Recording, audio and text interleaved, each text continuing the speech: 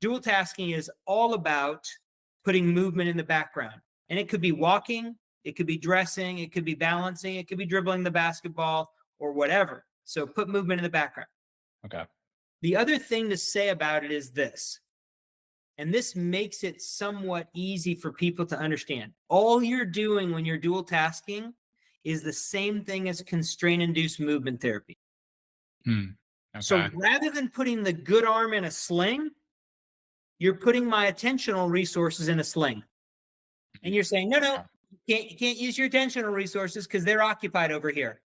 Figure out another way to get the movement going because your attentional resources are spent.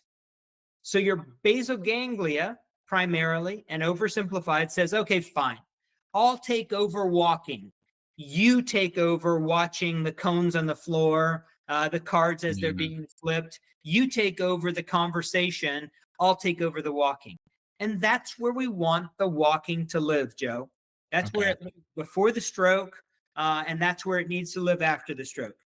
But after the stroke, if I tell you left foot, right foot, cane, left foot, right foot, cane, and that's your only way, then all of your cognitive resources are spent. And as soon as something else spends them, your walking falls apart.